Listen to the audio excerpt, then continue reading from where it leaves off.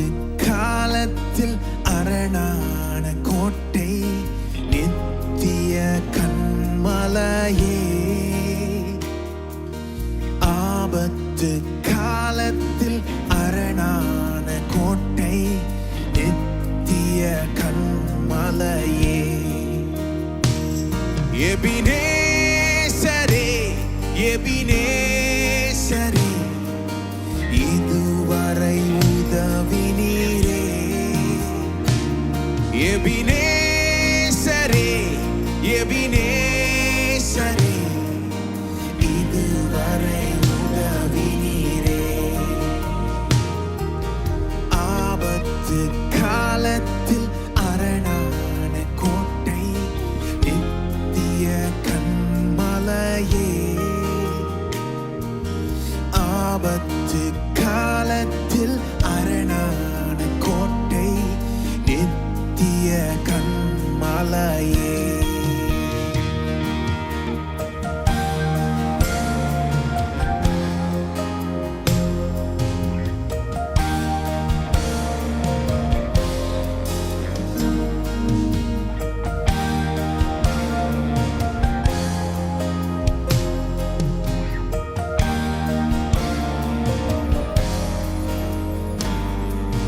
ஜீவனின் ஊற்று நீரே என் ஜீவிதம் மாற்றினீரே. ஜீவனின் ஊற்று நீரே என் ஜீவிதம் மாற்றினீரே. என் வாழ்வின் ஆதாரமே ஒளி தரும் தீபம் நீரே. என் வாழ்வின் ஆதாரமே ஒளி தரும் தீபம் நீரே. ஆபத்து காலத்தில் அரணான கோட்டை நித்திய கண்மலையே. ஆபத்து காலத்தில் அரணான கோட்டை நித்திய கண்மலையே. எபினேசரே எபினேசரே இதுவரை உதவினீரே. எபினேசரே எபினேசரே இதுவரை உதவினீரே.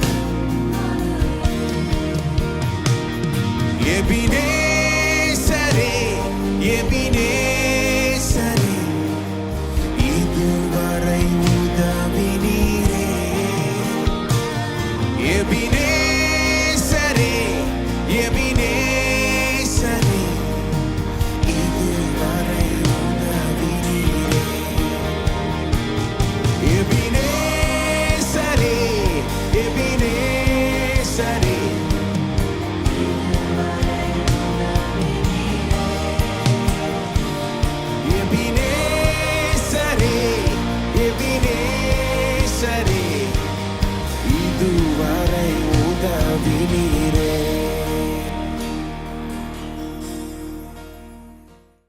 அந்தபடி திரும்பவும் பயப்படுகிறதற்கு நீங்கள் அடிமைத்தனத்தின் ஆவியை பெறாமல் அப்பா பிதாவே என்று கூப்பிட பண்ணுகிற புத்திர சுவிகாரத்தின் ஆவியை பெற்றீர்கள். பயம் இருந்தாலே என்ன காண்பிக்குது? நாம அடிமையை போல வாழுகிறோம். முதல்ல அதை விட்டு விட வேண்டும் பாருங்க, அதை எதிர்க்க வேண்டும். அது அப்படியே இந்த பயம் வரும்போது ஒருத்தர் அன்னைக்கு ஒருத்தவங்க சொன்னாங்க என்கிட்ட, பாருங்க ஒரே பயமா வருதுங்க. நான் கேட்டேன், அப்போ பயம் வரும்போது என்ன பண்றீங்கன்னு. இல்லைங்க அப்படியே சும்மா இருக்கிறேங்க. அதுதான் பெரிய தப்பு. சும்மா இருந்தீங்கன்னா அது அப்படியே பிசாசு பாருங்க ஒட்டுமொத்தமாக அப்படியே அமுக்குவான். எதிர்க்கணும், அதை ஃபைட் பண்ணணும் பாருங்க. ஃபைட் பண்றதுல பல விதங்கள் இருக்கு. அதில் ஒரு காரியம் நீ சொல்றேன் பாருங்க, உங்களுடைய உறவை நினைச்சு பாருங்க. நீங்க அவருடைய பிள்ளையா இருக்கிறீங்க, புத்திரனா இருக்கிறீங்க, குடும்பத்தில் இருக்கிறீங்க, அவங்களுடைய தகப்பனா இருக்கிறார். எதுக்கு நீங்க பயப்படணும்? அப்போ சரி, ஜெனரலா அப்படி எடுத்துக்கலாம் பாருங்க. பொதுவா பயப்படக்கூடாது, நம்ம தேவனுடைய பிள்ளைகளாக இருக்கிறோம், புத்திரனாக இருக்கிறோம். அப்போ இந்த உறவை எண்ணி பார்த்து பயப்படாம நாம் யாருன்னு எண்ணி பார்த்து நம்ம பயத்தை மேற்கொள்ளும். அப்படிலாம் எடுத்துக்கலாம், அப்படிலாம் அப்ளை பண்ணிக்கலாம், எல்லாம் ஓகே.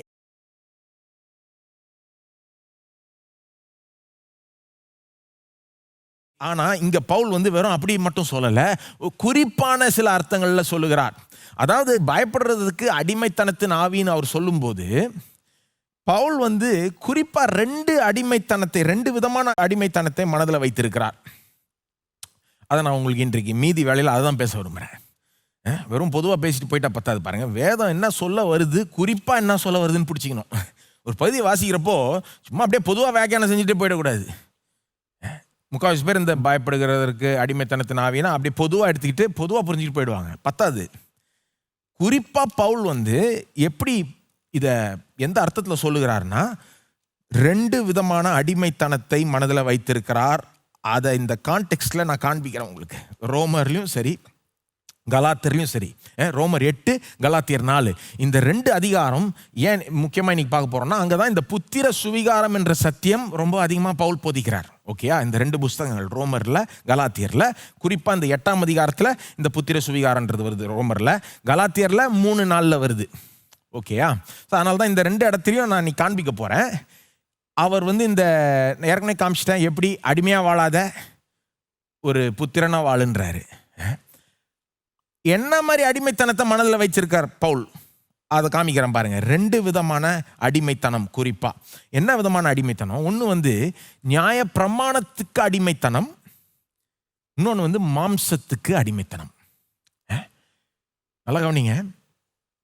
ஏதோ பொதுவாக அடிமையாக வாழாத அப்படின்னு மட்டும் இல்லை, நியாய பிரமாணத்துக்கு அடிமையை போல வாழாத, மாம்சத்துக்கு அடிமையை போல வாழாத.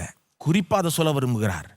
நான் சொன்னது போல நீங்கள் புத்திரன்ற காரியத்தை சீரியஸாக எடுத்துக்கணும்னா இதுதான் ஆரம்பம், ஸ்டார்டிங் பாயிண்ட் இது. நீங்கள் அதனால தான் இதை பார்த்துட்டு இருக்கோம். ஓகேயா? அதில் ஸ்டார்டிங் பாயிண்டில் என்ன பவுல் சொல்ல வருகிறார்? நியாய பிரமாணத்துக்காக அடிமையை போல வாழாதீர்கள், ஏன்னா விசுவாசி நியாய பிரமாணத்திலிருந்து மீட்கப்பட்டாச்சு, அந்த அடிமைத்தனத்திலிருந்து மீட்கப்பட்டாச்சு.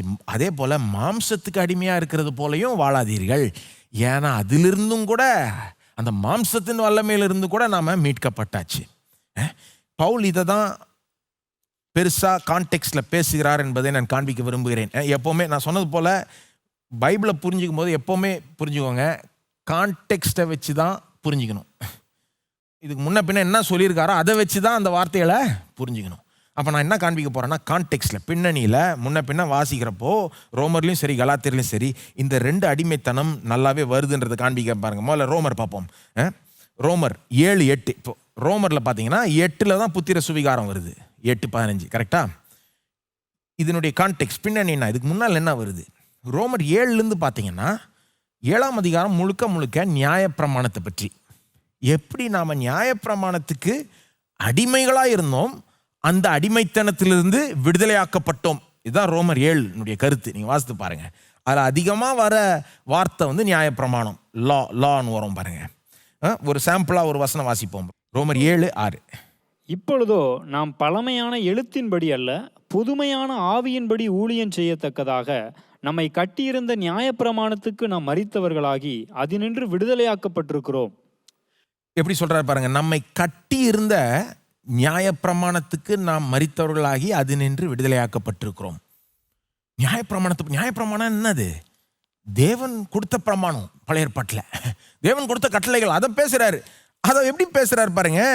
நம்மை கட்டி இருந்த நியாயப்பிரமாணம், நியாயப்பிரமாணம் நல்ல காரியம்தான், தேவன் கொடுத்தது தான். தேவன் கொடுத்த கட்டளைகள் 10 கற்பனைகள் போன்ற மற்ற கட்டளைகள் கூட எல்லாம் சேர்த்து நியாயப்பிரமாணம் சொல்லுது பாருங்க. இந்த நியாயப்பிரமாணம் நல்லதா இருந்தாலும் ஏதோ ஒரு விதத்தில் நம்மளை கட்டி இருந்துதான், அதிலிருந்து நாம் விடுதலையாக்கப்பட்டோமா? எப்படி அது எந்த விதத்தில் நம்மளை கட்டி வச்சிருந்தது? எந்த விதத்தில் நாம் அதுக்கு அடிமையாக இருந்தோம்? கொஞ்சம் யோசித்து பார்த்தீங்கன்னா எந்த விதத்தில் அடிமையாக இருந்தோம்? கிறிஸ்து வரத்துக்கு முன்னால் நியாயப்பிரமாணத்துக்கு அடிமையாக இருந்தோம். ஏன்னா நியாயப்பிரமாணம் சொல்கிறதுபடி செஞ்சால் தேவனால் ஏற்றுக்கொள்ளப்படுவோம், இல்லைன்னா இல்லை அப்படின்ற மாதிரி இருந்தது. கிறிஸ்துவ எடுத்துட்டிங்கன்னா, பிக்சர்லேருந்து கிறிஸ்துவ எடுத்துட்டிங்கன்னா, நியாயப்பிரமாணத்தை சொல்கிறபடி வாழ்ந்தா தேவன் ஏற்றுக்கொள்வார், ஆசீர்வதிப்பார். நியாயப்பிரமாணம் சொல்கிறபடி வாழலன்னா, அதனுடைய கட்டளைகளை மீறினா ஆசீர்வாதம் கிடையாது, சாபம் தான். வாசித்து பாருங்க. அதனால தான் கிறிஸ்து நம்மளை நியாயப்பிரமாணத்தின் சாபத்திலிருந்து நீங்களாக்கி மீட்டு கொண்டார் பவுல் கலாத்தியர் 3:13 சொல்லுகிறார். நியாயப்பிரமாணத்தின் சாபம், வெறும் சாபம் கிடையாது, நியாயப்பிரமாணத்தின் சாபம். அதுனா நியாயப்பிரமாணத்தின் சாபம். நியாயப்பிரமாணம் நம்மளை பார்த்து சபிச்சுது. ஏன்னா அது நியாயப்பிரமாணத்தினுடைய தப்பு கிடையாது, நம்ம தப்பு. ஏன்னா நாம் ஃபுல்லாக மீறிட்டோம். நியாயப்பிரமாணம் கொடுத்த கட்டளைகள் எல்லாம், நியாயப்பிரமாணத்தில் இருக்க கட்டளை எல்லாம் மீறியாச்சு. மீறினவர்களுக்கு சாபம் தான். இதை விளக்கிறதுக்கு எனக்கு நேரம் இல்லை, வாசித்து பாருங்க நீங்கள். கலாத்தியர் 3:10-13 பவுல் விளக்கி சொல்கிறாரு. அதன்படி கரெக்டாக செய்கிறவங்களுக்கு ஆசீர்வாதம், மீறுறவங்களுக்கு சாபம். இப்போ இப்படி கிறிஸ்துவ எடுத்துட்டா இப்படி தான் நம்முடைய நிலை. நியாயப்பிரமாணத்தை நம்பி இருந்தால் சாபம் தான். ஏன்னா நியாயப்பிரமாணம் தப்பு கிடையாது, நாம தப்பு. நாம பாவிகளாக இருக்கிறதுனால, நாம தேவனுடைய கட்டளைகளை கை கொள்ளாததுனால, கை கொள்ள முடியாததுனால அதனுடைய சாபத்துக்கு தான் தகுதி உள்ளவர்களாக ஆயிட்டோம். அப்போ அந்த விதத்தில் அது நம்மளை கட்டி வச்சிருந்தது. நீ இதை செஞ்சா ஆசீர்வாதம் இல்லைன்னா அவுட்டுன்ற மாதிரி. ஆனால் கடைசியில் எல்லாம் அவுட்டு. அந்த விதத்தில் நியாயப்பிரமாணத்துக்கு நாம் அப்படியே அதனுடைய பிடியில் இருந்தோம் பாருங்க, அதனுடைய சாபத்து கீழாக இருந்தோம். இயேசு வருகிறார், நம்மளை அந்த நியாயப்பிரமாணத்தின் சாபத்திலிருந்து நீங்களாக்கி மீட்டு கொள்கிறார். கலாத்தியர் 3:13 எப்படி நமக்காக சாபமாகிறார் சிலுவையில். எப்படி நியாயப்பிரமாணத்தின் சாபத்திலிருந்து நீங்களாக்கி மீட்டு கொள்றாரு பாருங்க. நாம நியாயப்பிரமாணத்தை சொல்றபடி நடந்து கொண்டிருக்கணும், அதன்படி வாழ்ந்துருக்கணும், பர்ஃபெக்டான வாழ்க்கையை வாழ்ந்து காமிச்சிருக்கணும். ஆனால் வாழல, அதுக்கு மேலே ஃபுல்லாக எல்லாத்தையும் மீறிட்டோம். ஆனால் இயேசு நமக்காக நம்முடைய ஸ்தானத்தில் நியாயப்பிரமாணத்தை பர்ஃபெக்டாக ஃபாலோ பண்ணுறார். நியாயப்பிரமாணத்தை நிறைவேற்றுகிறார். நிறைவேற்றுறது மட்டும் இல்லை, ஃபுல்லாக வாழ்நாள் முழுக்க அவர் கீழ்ப்படிஞ்சார்ன்றது மட்டும் இல்லை, அப்புறம் கடைசியில் சிலுவையில் போய் நாம் நியாயப்பிரமாணத்துக்கு செலுத்த வேண்டிய கடனை செலுத்துகிறார். நாம் நியாயப்பிரமாணத்துக்கு ஒரு கடன் செலுத்த வேண்டியது. என்ன கடன்? மரண தண்டனை. நியாயப்பிரமாணம் சொல்லுது பாவிகளுக்கு வர வேண்டியது மரண தண்டனை. அப்போ அந்த மரண தண்டனையை நாம் செலுத்தணும். ஆனால் நமக்கு பதிலா இயேசு சிலுவையில் அவர் செலுத்தி முடிக்கிறார். நமக்காக பாவமாகிறார், சாபமாகிறாரு. நியாயப்பிரமாணத்தின் சாபத்திலிருந்து நம்மளை நீங்களாக்கி மீட்டு கொள்ளுகிறார். இப்போ நாம் கிறிஸ்துவோட இணைக்கப்பட்டதுனால இந்த நியாயப்பிரமாணத்திலிருந்து, இந்த அதனுடைய பிடியிலிருந்து விடுதலையாக்கப்பட்டோம். அதான் பவுல் சொல்றாருங்க, நம்மை கட்டி இருந்த நியாயப்பிரமாணத்துக்கு நாம் மரித்தவர்களாகி கிறிஸ்துவோட மரித்தோம், அதனால அது நின்று விடுதலையாக்கப்பட்டிருக்கிறோம். அப்போ அந்த பிடியிலிருந்து விடுதலையாக்கப்பட்டோம். ஸோ நியாயப்பிரமாணத்திலிருந்து விடுதலையாக்கப்பட்டோம்னு சொல்றாரு. 7ஆம் அதிகாரம் முழுசா வாசித்தீங்கன்னா நியாயப்பிரமாணத்தை பற்றி தான். 8ஆம் அதிகாரம் வாங்க, ரோமர் 8. கான்டெக்ஸ்ட் சொல்றேன் உங்களுக்கு. பவுல் எது மனசுல வச்சுட்டு எழுதுறார்? 8:15 எழுதுறப்போ, அடிமைத்தனத்தின் ஆவின்னு எழுதுறப்போ எதை மனசுல வச்சுட்டு எழுதுறாரு? இந்த அடிமைத்தனம், நியாயப்பிரமாணத்தின் அடிமைத்தனம்.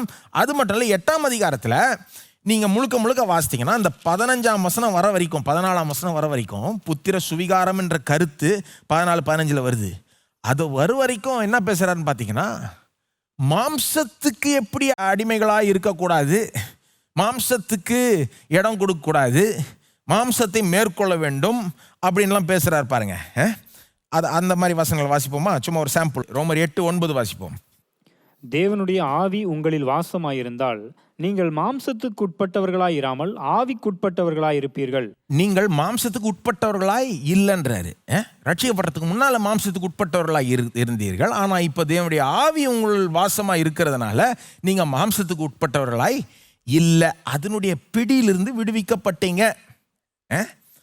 அப்புறம் சொல்றாரு பாருங்க, 12ஆம் வசனம் பாருங்க. 12ஆம் வசனம், விசுவாசிகளே இப்ப எப்படி வாழணும், நீங்க மாறியாச்சு, அந்த பிடியிலிருந்து விடுவிக்கப்பட்டாச்சு, இப்ப எப்படி வாழணும்னு சொல்றாரு. 12ஆம் வசனம், ஆகையால் சகோதரரே, மாம்சத்தின்படி பிழைப்பதற்கு நாம் மாம்சத்துக்கு கடனாளிகள் அல்ல. அடுத்த வசனம், மாம்சத்தின்படி பிழைத்தால் சாவீர்கள், ஆவியினாலே சரீரத்தின் செய்கைகளை அழித்தால் பிழைப்பீர்கள். மாம்சத்தின்படி பிழைக்காதீர்கள்ன்றாரு. பிழைச்சா செத்துருவீங்க, பிழைச்சா அது நல்லா போய் முடியாது. ஆவியினாலே சரீரத்தின் இந்த செயல்களை அழித்தால் அப்போ பிழைப்பீர்கள்ன்றாரு. அப்போ இந்த மாம்சத்துக்கு இடம் கொடுக்காதீங்கன்றாரு. அதை ஒன்றும் இல்லாமல் ஆக்குங்கன்றார். இந்த மாம்சத்தை போட்டு ஒடுக்குங்க, ஆவியின் வல்லமையினால மாம்சத்தை ஒடுக்குங்கன்னு சொல்லிட்டு நான் 14ஆம் வசனம் வாசிப்பேன். 14-15. மேலும் எவர்கள் தேவனுடைய ஆவியினாலே நடத்தப்படுகிறார்களோ அவர்கள் தேவனுடைய புத்திரராய் இருக்கிறார்கள். அந்தபடி திரும்பவும் பயப்படுகிறதற்கு நீங்கள் அடிமைத்தனத்தின் ஆவியை பெறாமல் அப்பா பிதாவே என்று கூப்பிட பண்ணுகிற புத்திர சுவிகாரத்தின் ஆவியை பெற்றீர்கள். இதுக்கு ஜஸ்ட் முன்ன வர வசனங்கள் என்ன? மாம்சத்தை ஒடுக்கு, மாம்ச செயல்களை ஒன்றும் இல்லாமல் ஆக்கு, அழியதை, put to death the deeds of the body, அதோட போராடி அதை ஒன்றும் இல்லாமல் ஆக்கு. ஆவியின் வல்லமைனால அந்த மாம்சத்தை ஒடுக்கு, அதை ஒன்றா ஆட்டி படைக்க விடாத, நீ அதை ஆட்டி படைன்றாரு. சொல்லிட்டு அப்புறம் என்ன சொல்றாரு 14ல், தேவனுடைய ஆவியினாலே நடத்தப்படுகிறவர்களோ அவர்கள் தேவனுடைய புத்திரராய் இருக்கிறார்கள். அர்த்தம் என்ன தெரியுமா? தேவனுடைய ஆவியினால் நடத்தப்படுகிறவர்கள்னா கான்டெக்ஸ்ட்ல என்ன அர்த்தம்? தேவனுடைய ஆவியினால மாம்சத்தை ஒடுக்கும்படி நடத்தப்படுகிறவர்கள், அதான் அர்த்தங்க. சிலர் இதையும் அவுட் ஆஃப் கான்டெக்ஸ்ட் எடுத்து பேசினே இருப்பாங்க. தேவனுடைய ஆவியினால் நடத்தப்படுகிறவர்கள் தேவனுடைய புத்திரர்னு. ஆமாம், அவுட் ஆஃப் கான்டெக்ஸ்ட் எடுத்தாலும் அப்ளை ஆகும். ஆவியானவர் நடத்துறாருன்னா அதுவே என்ன ப்ரூஃப்? நாம தேவனுடைய புத்திரன்றது ப்ரூஃப். ஆனால் இங்கே பவுல் சொல்ல வருகிற பாயிண்ட் என்ன? தேவனுடைய ஆவி எந்த விதத்தில் நம்மளை நடத்துவாராம்? மாம்சத்தை ஒடுக்கும்படி நடத்துவாராம். இப்படி நடத்தினா நாம புத்திரர் என்பதற்கு ப்ரூஃப். அப்புறம் 15 சொல்றாரு, நீங்க அடிமைத்தனத்தின் ஆவியை பெறல. இதெல்லாம் சொல்லிட்டு ஏன் அடிமைத்தனத்தின் ஆவியை பெறலன்றாரு? மாம்சத்துக்கு அடிமைத்தனத்தின் ஆவியா பெறலன்றாரு. மாம்சத்துக்கு அடிமையா இருக்கும்படி அப்படிப்பட்ட நீங்க ஒரு வாழ்க்கையை பெறல. விசுவாசி அப்படிப்பட்ட ஒரு வாழ்க்கையை பெறல. நீங்க இதை மேற்கொள்ளும் ஒரு வாழ்க்கையை பெற்றிருக்கிறீர்கள். நீங்க புத்திரனாய் இருக்கிறீங்க. புரியுதா உங்களுக்கு? மாம்சத்தை பத்தி பேசிட்டு அடிமைத்தனத்தின் ஆவின்றாரு. என்ன சொல்ல வர? இதை வச்சுக்கிட்டு தான் மனசுல எழுதுறாரு பாருங்க. இந்த அடிமைத்தனம், மாம்சத்தின் அடிமைத்தனம், இதுவும் உண்மையான ஒரு அடிமைத்தனம் தான். எப்படி நியாய பிரமாணம் நம்மளை ஆட்டி படைச்சதோ, நம்மளை கட்டி போட்டிருந்ததோ, அதே போல மாம்சமும் நம்மளை கட்டி போட்டிருந்தது. உண்மைதானே? ரட்சிக்கப்படுறதுக்கு முன்னால் நம்மளை மாம்சம் கட்டி வச்சிருந்தது பாருங்க. அந்த மாம்ச இச்சைகள்னா என்ன?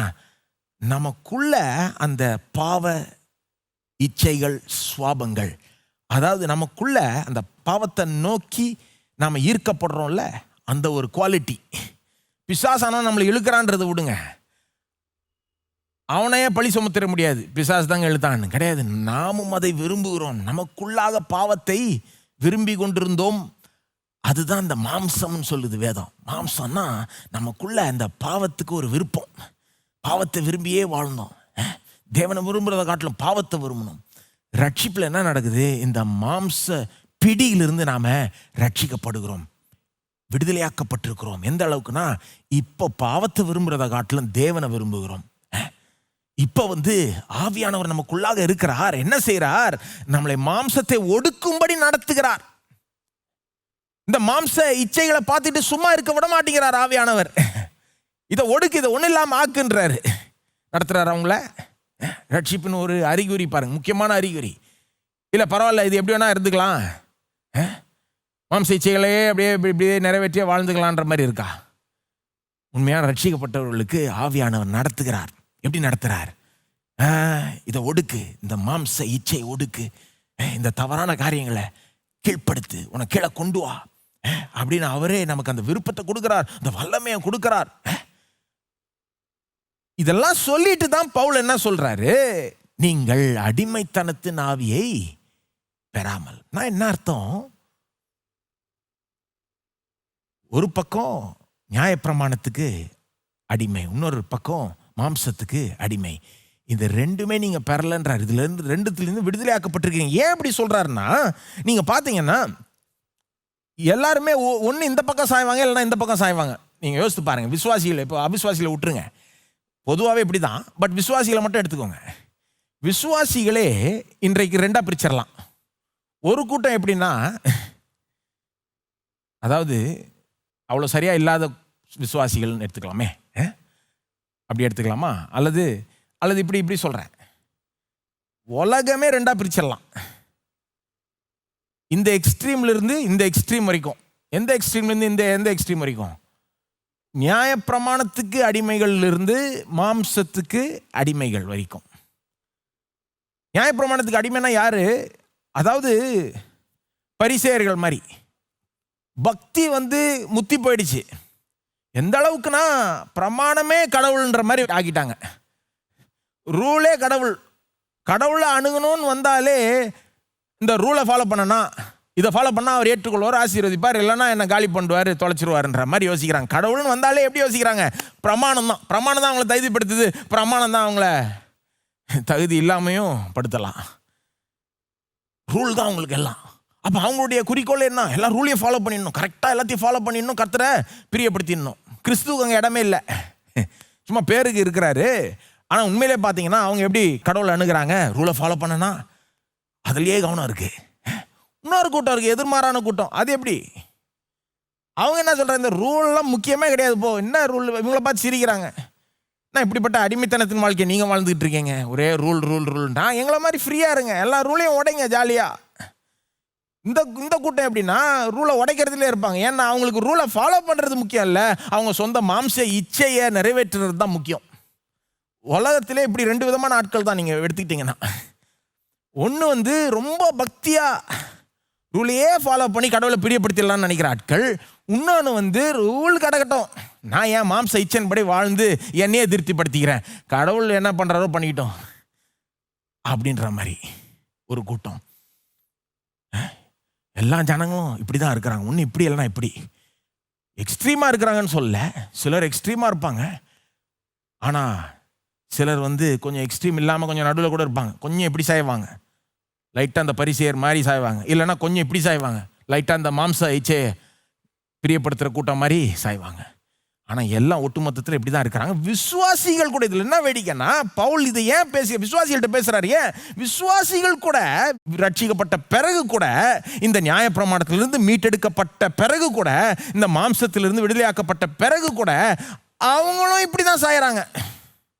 ஒன்று கொஞ்சம் சில பேர் இப்படி சாயறாங்க, சில பேர் இப்படி சாயறாங்க. விசுவாசிகள்கிட்ட கூட இப்படி தான் இருக்குது. நீங்கள் யோசித்து பாருங்க, ரெண்டு விதமாக இருக்காங்க. ஒரு கூட்டம் என்ன சொல்லுது, இந்த ரூலை ஃபாலோ பண்ணலன்னா அவ்வளோதான்.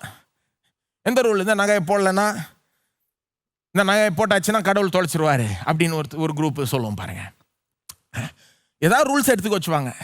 இல்லைன்னா இன்னொரு விதமான ஆட்கள், இவ்வளோ மணி நேரம் ஜெபிக்கலன்னா அவ்வளோதான் அவுட்டு. ஏதாவது ஒரு ரூல் போட்டுக்கிறது.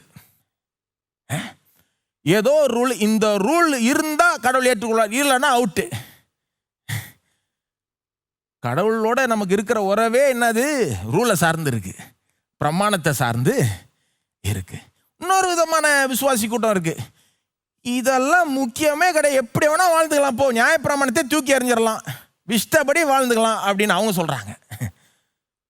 பவுல் விசுவாசிகளை பார்த்து பேசுற, அவருக்கு தெரியும் ஒன்று இப்படி சாய்வாங்க, இல்லைன்னா இப்படி சாய்வாங்க, ரெண்டு பேரையும் கவர் பண்றாரு. என்ன சொல்றாரு? விசுவாசிகளே, அடிமைத்தனத்தின் ஆவியை பெறாமல், அப்படின்னா இப்படி சாயறதுக்கும் நீங்க விசுவாசி ஆகல, இப்படி சாயறதுக்கும் விசுவாசி ஆகல. இதுக்கு அடிமையா இருக்கிறது போல நீங்க வாழ்றதுக்கு அவங்கள விசுவாசி ஆக்குனாரு, உங்களை ரட்சித்தார் தேவன். நியாயப்பிரமாணத்துக்கு அடிமையை போல வாழ்றதுக்கு ரட்சித்தாரு, அல்லது மாம்சத்துக்கு அடிமையை போல வாழ்றதுக்கு ரட்சித்தாரு. ரெண்டுமே தவறு. ஒரு விசுவாசினா இப்படியும் சாயக்கூடாது, இப்படியும் சாயக்கூடாது. அப்படின்னா என்ன அர்த்தம்? இதற்கு அடிமையா இல்லை, ஒரு வேற விதமான ஒரு மேலான வாழ்க்கையை வாழுகிறார்கள். என்ன விதமான வாழ்க்கை? ஒரு புத்திரன் என்ற வாழ்க்கை.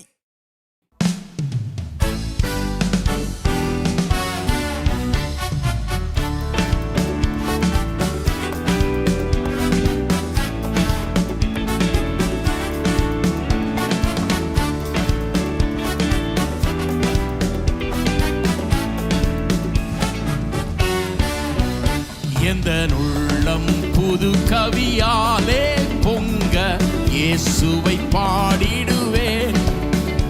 அவர் நாமம் ஊற்றுண்ட பரிமள தைலம், அவரையே நேசிக்கிறேன். அவர் நாமம் ஊற்றுண்ட பரிமள தைலம், அவரையே நேசிக்கிறேன். அல்லேலூயா துதி அல்லேலூயா, இந்த நன்னலாம் இயேசுவை பாடிடுவேன். அல்லேலூயா துதி அல்லேலூயா, இந்த நன்னலாம் இயேசுவை பாடிடுவேன். இத்தனை கிருபைகள் நித்தமும் அருளி கர்த்தரை கொண்டாடுவேன். இத்தனை கிருபைகள் நித்தமும் அருளிய கர்த்தரை கொண்டாடுவேன். சென்ற காலம் முழுவதும் காத்தாரே, ஓர் சேதமும் அணுகாமல் சொந்தமாக ஆசி பொழிந்தெனக்கென்றும் சுகபலன் அளித்தாரே. சொந்தமாக ஆசி பொழிந்தெனக்கென்றும் சுகபலன் அளித்தாரே. அல்லேலூயா துதி அல்லேலூயா, எந்த நன்னலாம் இயேசுவை பாடிடுவேன். அல்லேலூயா துதி அல்லேலூயா, எந்த நன்னலாம் இயேசுவை பாடிடுவேன். இத்தனை கிருபைகள் நித்தமும் அருளிய கர்த்தரை கொண்டாடுவேன்.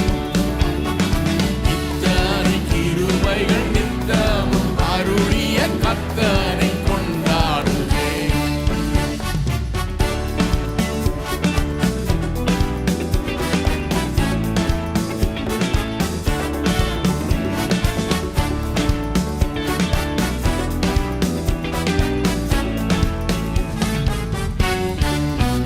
சில வேளை இமைப்பொழுதே தம் முகத்தை சிருஷ்டிகர் மறைத்தாரே.